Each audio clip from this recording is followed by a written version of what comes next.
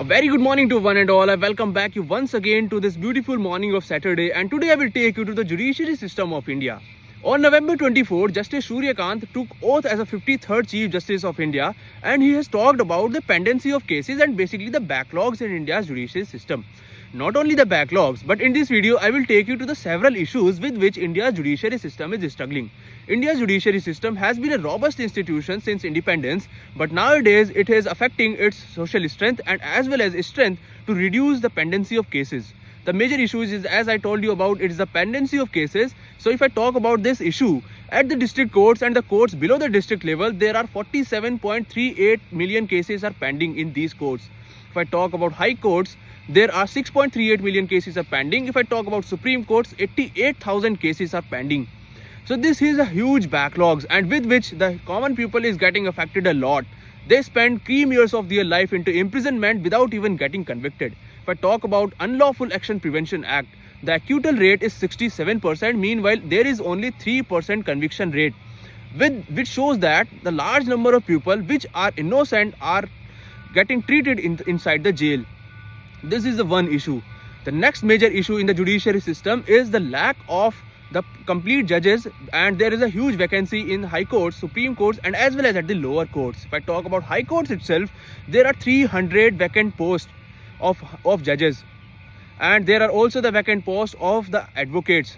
So these judges and the Justice Surya Kant must ensure to the people, and as well as in his upcoming tenure, he must ensure that he will be working towards filling of these vacant posts. And we need the judiciary reforms to tackle these issues, because filling up of the vacancies of the judiciary and as well as of the judges, we need all India judiciary system and as well as all India judicial entrance exam, which was also been debated in the past many years, as well as nowadays it is also being discussed.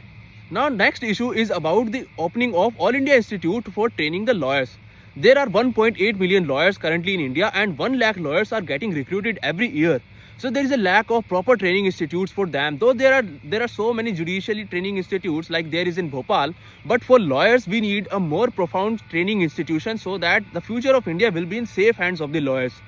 And the another issue is that enhancing the law inside the country, because we all know that the Supreme Court non-interference at the time of emergency was still a taboo on the Supreme Court or the India's judiciary. So maintaining such lawyers, such perfection of law in the upcoming issues as well is very crucial these days. And the Justice Surya Kant has also highlighted that the mediation between the people is its favorite topic.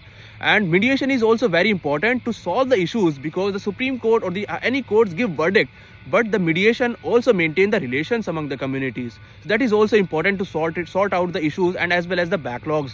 So in the future point of view, there is also a need of technology.